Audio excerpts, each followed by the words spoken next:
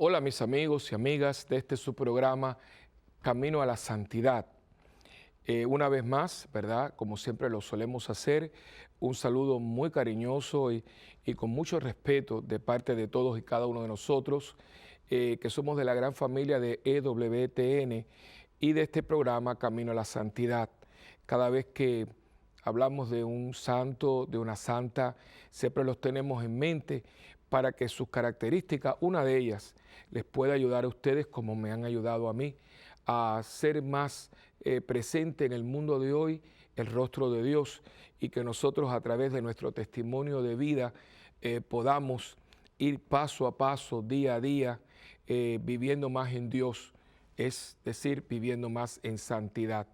Y es por eso que siempre le pedimos que no nos dejen de enviar su correo electrónico para conocer cómo le está ayudando, hasta dónde alcanza todo esto que estamos haciendo por ustedes, en la catequesis, en la escuela, en un grupo de oración, en su propia comunidad, en su propio hogar. Hoy vamos a estar hablando de alguien que es un coloso, a él le debemos muchísimo, especialmente todos nosotros que vivimos en esta parte que llamamos Occidente. Me refiero a San Benito, el padre del monaquismo occidental. Para entender un poquito la figura de San Benito, tenemos que entender en un momento dado un dato histórico muy trascendental. En un momento dado, Europa queda totalmente sucumbida en una total oscuridad. El Imperio Romano fue fuente de historia, de todo lo que se llama fuerza social, de todo tipo, educativo, cultural, comercial, todo. Roma era, diríamos, el poder dominante en toda, por 800 años. Y todavía ustedes ven acueductos que funcionan, que construyó Roma, vías y tantas otras cosas que le debemos a Roma porque lo heredaron de los griegos y después lo adelantaron y lo llevaron a unas expresiones que todavía disfrutamos de ellas. Cuando uno habla de un senado, cuando uno habla de representación y todas estas cosas, pues uno no puede sino pensar en Roma. Ustedes imagínense esa Roma que dominaba, que era el todo para el mundo conocido, de pronto por razones muy internas de depravación, desgraciadamente, por una inmoralidad rampante y por tantas otras cosas, lo que en un momento la hizo grande, por no tenerlo después, la va debilitando hasta que un rey bárbaro mata ya al último emperador que era prácticamente insignificante, y con esa muerte de ese último insignificante emperador, pues Europa cae en una total oscuridad. Y es entonces que empiezan esta experiencia de fe, porque es una experiencia de fe que comienza de una manera paulatina y va a ser el monaquismo, lo que conocemos como los monjes. Uno de estos hombres va a ser Benito. Benito, que en un momento dado se va a ir a una cueva, prácticamente a la cueva bajo una montaña en Subiaco, bajo la guía de un ermitaño, porque quería encontrar a Dios en la soledad, en el silencio, ¿verdad? Y buscarlo para tener con él un tú a tú, una relación sumamente íntima. Allí pues trató, ¿verdad?, de transmitir esto a otras personas, no funcionó y se fue un poco más al sur hasta que se le unieron unos jóvenes y entonces establece su primer monasterio en Cassino. De ahí, claro, después vino el famoso monasterio de Monte Cassino, que desgraciadamente fue destruido durante la Segunda Guerra Mundial. Bueno, pues le debemos entonces a San Benito esto, de todo que empieza de una manera muy sencilla. San Benito va a consolidar toda su espiritualidad en dos palabras: ora et labora, trabaja y reza. De hecho, su monograma es un arado y una cruz. Y por eso no es difícil entrar en un monasterio benedictino y ver a San Benito así, ¿no? Callado, es decir, no hables, ora y labora. Y quisiera la figura de él hoy hablar un poco de la oración.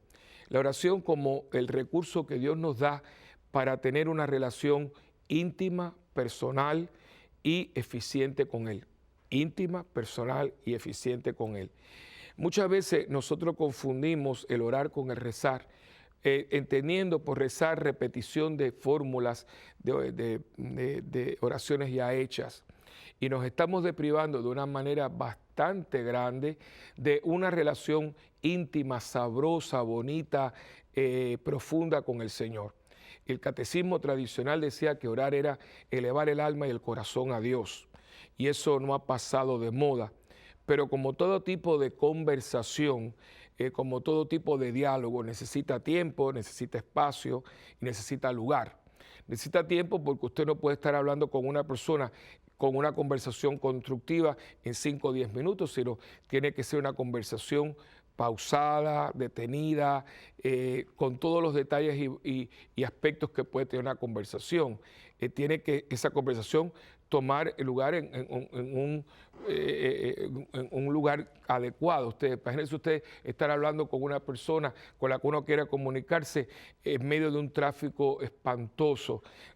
Uno ni oye a la persona, por lo más lógico que usted diga, mira, vamos a vernos en un café, tomarnos un café juntos, en tu casa, en un portal, en el jardín de un lugar, y poder allí pues compartir, como intimar. Y también, ¿verdad?, las condiciones con las que se dan. No es lo mismo conversar cansado, agobiado, que conversar ya uno relajado, con tranquilidad. Y eso pues me lleva a mí, por ejemplo, cuando usted tiene que conversar algo importante con una persona, pues busca el momento adecuado, ¿no? No se aproveche de la persona cuando viene del trabajo, que viene agobiada, que viene cansada, porque es muy desagradable que usted esté hablando con alguien o alguien está hablando con usted y de pronto se quede dormido o uno ve que está como que no poniendo atención. Y esto me trae a colación, ¿verdad?, que hoy en día tenemos que tener mucho cuidado porque vemos personas que están hablando con otras y de pronto sacan un teléfono celular o se ponen a mirar una computadora y esa frase que es horrible, ¿verdad? Está hablando con una persona, no te está mirando a los ojos y de pronto te dice, no te preocupes que yo te estoy escuchando. Eso es una falta de respeto. Porque la verdadera conversación es la que toma lugar, como la que yo estoy teniendo con usted en este momento, mirándole a los ojos, tomándola en consideración y dándole el tiempo que usted necesita, tiempo cualitativo, con calidad, para que usted entienda y yo me pueda expresar de manera que usted me entienda y si usted tiene algún tipo de pregunta yo poder aclarársela, que por eso, aunque aquí estamos un poco impersonal, porque usted está en su casa mirándome por televisión, pero siempre está la posibilidad del correo electrónico que usted me mande o nos mande a nosotros para saber cuáles son sus reacciones, sus sugerencias y su testimonio. Que inclusive en esta manera yo lo tengo a usted o la tengo a usted muy presente cuando estoy aquí y le estoy compartiendo porque le estoy hablando con el corazón en la mano y le estoy hablando como la persona que yo respeto y quiero que crezca en la fe y en el testimonio de vida para con Jesucristo. Y es por eso que yo creo que si lo hacemos a nivel humano, y tenemos que buscar que esto funcione también a nivel humano, porque hoy en día la conversación, empezando por el nivel humano, se ha deteriorado muchísimo, porque a mí me pasa, o sea, usted está hablando con una persona y de pronto la persona está mirando para otro lado o le sale con otra cosa. A mí esto inclusive con personas muy queridas. Yo le digo, pero tú estás escuchando lo que yo te estoy diciendo.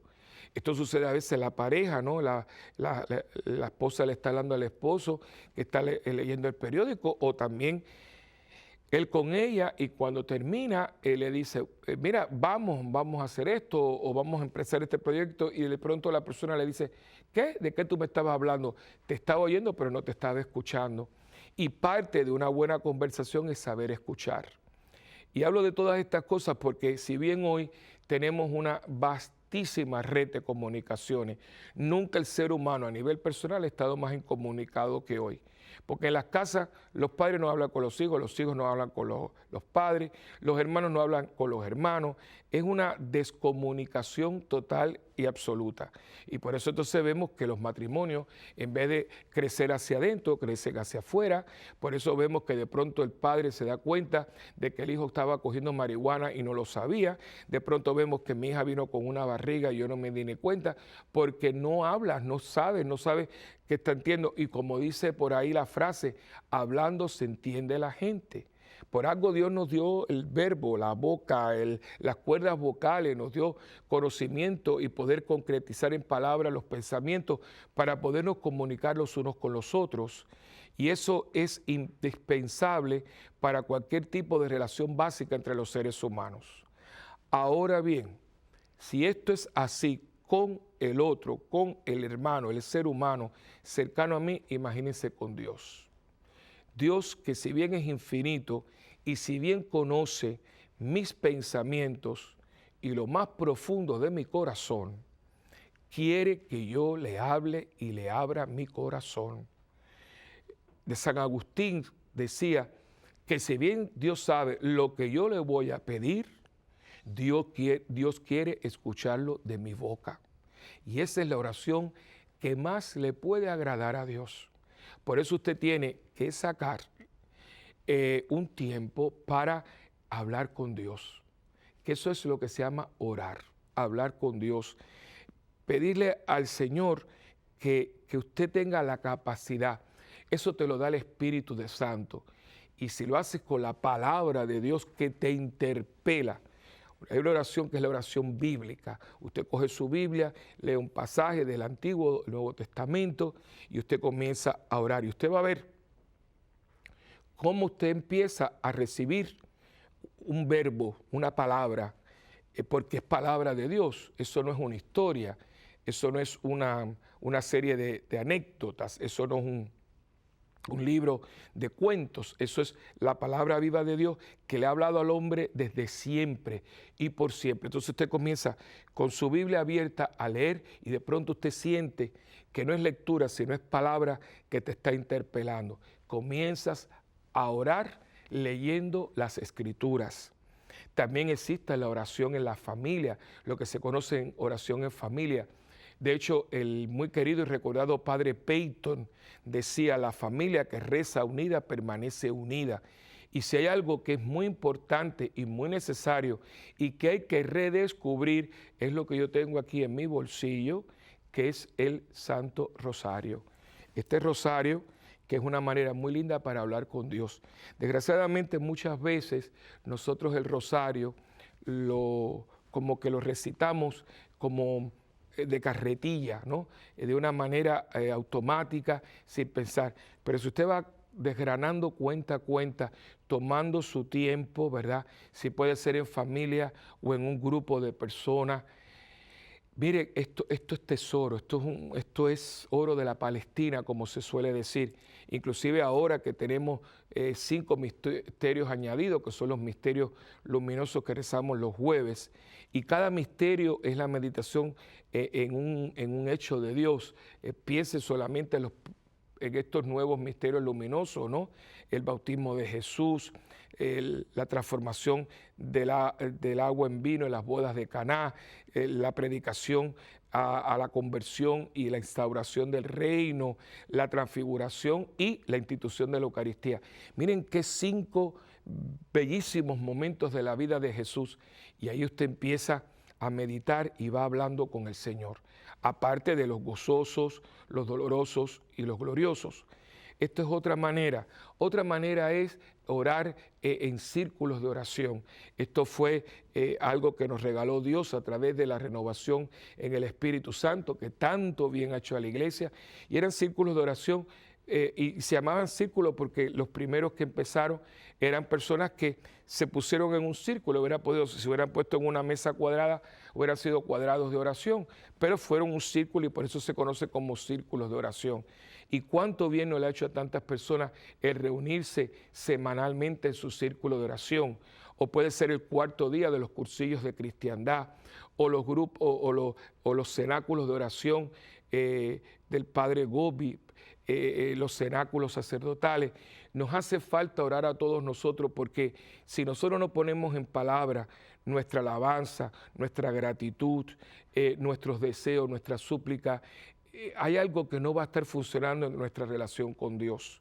Y yo voy a hacer hincapié también una vez más, en el hecho de orar en familia. Yo creo que parte de todo este desastre que hay con la familia es que no se ora en familia.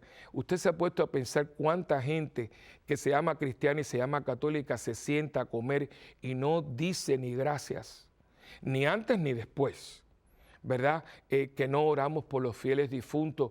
Mire, hermano, hay mucha gente que muere a diario en accidentes, que muere a diario víctimas de criminalidad, personas que mueren de una manera horrible, ¿verdad? ¿Y cuántos cristianos? Y estoy hablando de nosotros, ¿verdad? ¿Cuántos de nosotros decimos, mira, Señor, yo oro por las almas del purgatorio? Muchas de esas personas murieron sin estar en gracia con Dios. Ofrecer un sacrificio, un ayuno, ofrecer una oración. Yo me acuerdo de pequeño que se oraba mucho por las almas del purgatorio y hoy ni se menciona, y esperamos que sea noviembre para rezar por los fieles difuntos, cuando los fieles difuntos son parte de lo que es el misterio de la iglesia militante, la iglesia purgante y la iglesia triunfante. Y muy poca gente ora por esas almas que están en el purgatorio y que dependen muchísimo de nuestra oración. Y por años las personas ofrecían momentos difíciles, un mal rato, un agravio, decía, me lo controlo, no contesto, lo soporto, no digo nada y lo ofrezco por las almas del purgatorio. Hoy en día ni se menciona nada de esto, ¿verdad? Orar por los niños y que los niños aprendan a orar, poner sus manitas juntas, ¿verdad? Y usted como mamá, como papá, como abuelito, como abuelita, como tío, a enseñar a los niños a orar. Santa Teresita del Niño Jesús, que es doctora de la iglesia, dice que ella aprendió a orar mirando la cara de su padre. Y esto en un tiempo en que la misa era un idioma que la gente no entendía y donde el sacerdote estaba de espalda. Ahora imagínense ustedes el beneficio y la bendición que tenemos de tener al sacerdote cara a cara, que podemos ver su expresión, y eso nos toca a nosotros muy de cerca, porque el sacerdote de hoy tenemos la obligación de que con nuestro cuidado en nuestras vestimentas, nuestros recogimientos, nuestros gestos litúrgicos, inspirar a la gente nuestra a que se una en oración, en la gran oración que es la misa, porque no hay oración más perfecta, ni hay oración más completa que una misa, ¿verdad? Y el sacerdote con su gesto, con su postura, con su higiene, con sus vestimentas, con todo lo que despliega en el altar, pues usted invita a las personas y las seduce prácticamente a que entren en esta relación de oración con Dios. También está la oración cantada, que es la música. Necesitamos que los cantantes cristianos busquen nuevas formas y músicas y melodías que inspiren a la persona a elevar su mente y su corazón a Dios. A veces equivocamos la música autóctona o la folclórica, de la cual habló el concilio, que la utilizáramos para poder expresar nuestra fe. A veces hemos equivocado eso con como digo yo, merenguear o salsear un poco la música, y entonces se convierte en un salón de baile, y no, porque la música litúrgica debe elevar. No es cuestión de que usted se sienta contento, no, sino que yo estando allí, ¿verdad?, yo pueda de algún modo elevarme, ¿verdad? Y fíjense que creo que en eso el gregoriano sigue siendo una fuente de inspiración, que por cierto tiene mucho que ver con San Benito, porque van a ser monjes, ¿verdad?, los que van a empezar a desarrollar este tipo de música que no tiene instrumentos, sino todo es a través de la voz, y que el Papa Gregorio VII, que fue monje, ¿verdad?, monje benedictino, pues cuando fue papa unificó este tipo de canto para toda la iglesia, y como él fue el que unificó este canto a nivel de la iglesia y se llamaba Gregorio, por eso se llama canto gregoriano, ¿verdad? Y usted oye un canto gregoriano y usted ve la melodía, la dulzura de las palabras, la cadencia de la voz y eleva el espíritu, ¿verdad? Pero usted puede decir, bueno, pero es que eso es en latín, está bien, pero no podemos tampoco descartar, podemos aprender a cantar canto gregoriano también en vernáculo, pero también podemos buscar medios, instrumentos de cuerda, lo que es todo lo que es el piano, violines, la misma guitarra española, pero buscarla y meterla dentro de la dinámica de oración, de manera que ese instrumento nos hable de Dios y nos ayude a hablar con Dios. Y todo esto, hermano, necesita tiempo, necesita calidad, necesita reflexión, necesita que nosotros nos centremos, ¿verdad? Y le demos un espacio al Señor.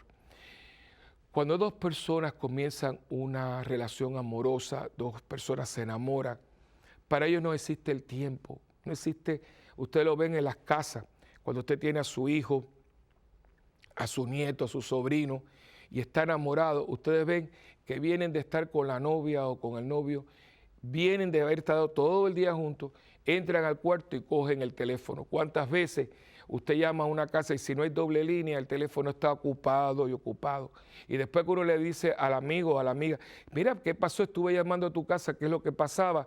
Dice, fulanito que está en el teléfono con la novia y se pasa horas hablando por teléfono.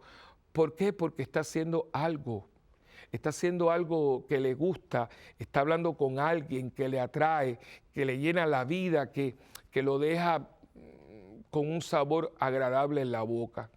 Yo creo que el teléfono del corazón tiene que estar abierto y tenemos que estar hablando muchas horas con Dios de lo bueno, de lo que es malo, de lo que nos pasó, de nuestros planes, buscar que Dios tenga la última palabra. Y aquí les recomiendo algo que es más antiguo que yo creo que mis bisabuelos. Y es un librito que usted puede alcanzar en cualquier lugar, porque en cualquier tienda a veces los tenemos hasta en los bolsillos de los bancos de las iglesias, que es los 15 minutos en compañía de Jesús sacramentado. Nunca me he podido enterar quién fue el que hizo esto, creo que fue anónimo, pero Dios bendiga a la persona que tuvo esta ocurrencia y que se dejó inspirar por Dios, porque los 15 minutos de Jesús sacramentado, yo creo que yo los encontré y empecé a rezar cuando yo tenía 7 años, o 7, 8 años. Y siempre me ha llamado la atención hasta el día de hoy, porque quien escribió los 15 minutos con Jesús sacramentado no escribió una oración, si usted se los pone, fue un diálogo. Y si usted ve lo que los 15 minutos hacen es que usted suscite una conversación con Dios, que de hecho no son 15 minutos, porque lo que hacen es que eso dura 15 minutos el ver eso, pero ver el texto, pero si usted empieza a dejarse llevar por las preguntas, las respuestas, lo que te dice la voz de Dios, y hoy no tienes nada que decirme, en qué te favorecí, todo, precioso, es bellísimo, usted comienza a dejarse ir y cuando usted ve, viene a ver, ha pasado una hora en compañía de Jesús sacramentado, que es el tipo de oración más completa, y la última oración, la oración de contemplación, la que usted hace sin decir y una sola palabra, la oración que usted expresa con el estar ahí. Y la oración y la conversación que tiene una madre con el bebito cuando le está dando el pecho. Si no, mire ese cuadro. O sea, usted ve esa mujer mirando esos ojitos de ese bebito, de esa bebita, con una ternura, con un amor, y se están diciendo los dos miles de cosas sin decirse una sola palabra. Esa es la oración de contemplación. Cuando usted va delante de Jesús sacramentado y se deja ir, y usted deja que la mente, el corazón, hable, adore, alabe, bendiga, agradezca a su Señor. Y así es que nosotros comenzamos a ser hombres y mujeres de Dios. Y entonces, porque lo conocemos, podemos hablar de Él, que es toda la espiritualidad de San Benito, ora et labora, ¿no? Ora, comunícate, conócelo, vívelo y entonces después sal a trabajar, sal a testimoniar, Sal a dar el testimonio con tu vida, tu palabra, tu oficio, tu profesión de Cristo, porque muchas veces queremos hablar de alguien que no conocemos y entonces pues quedamos vacíos, no sabemos qué decir, porque imagínese usted que a mí me pongan a hablar ahora de una persona y me digan, habla de fulano de tal. Pero yo no sé quién es, nunca he hablado con esa persona, no sé ni dónde vive, ni cuándo nació, ni qué edad tiene, ni qué es lo que hace, y lo que hago es el ridículo, porque cuando me pregunten, bueno, esa persona hace esto, no sé, porque me puse a hablar de algo o de alguien que yo no conozco. Desgraciadamente muchas veces eso nos pasa a los cristianos. Queremos hablar de Cristo y no lo conocemos. Y de la única manera que usted va a conocer a Jesucristo es hablando con Él, entrando en su misterio, entrando en su persona, y eso toma tiempo, eso toma tiempo y espacio y lugar, y toma que usted le dé a él la prioridad en su vida y que diariamente, una o dos veces, pero por lo menos al principio y al final del día, usted se entregue, se abandone y al final del día haga un resumen y recapitule toda su vida delante de Dios, pidiéndole perdón por lo que usted hoy no hizo, debió de haber hecho, omitió, y dándole gracias por todo lo que él hizo en su vida, y prometiéndole y abandonándose en su finita misericordia para el próximo día que Dios le puede dar. Y eso es oración, eso es lo que tenemos que buscar, porque un alma enamorada es un alma que habla, un alma que vive y un alma que sobre todo se deja llevar y guiar por el enamorado. Mi alma que se da al Señor, mi alma que es seducida por Dios, y que al final de mi vida tengo que decir como Jeremías, tú me sedujiste, Señor, yo me dejé seducir, tú fuiste más fuerte que yo y prevaleciste. Que el Señor nos haga a todos y cada uno de nosotros hombres y mujeres de oración, porque siendo hombres y mujeres de oración, viviremos con Cristo, nos moveremos en Cristo, existiremos en Cristo y seremos hombres y mujeres que reflejemos en Cristo en nuestra vida. Que Dios les bendiga a todos.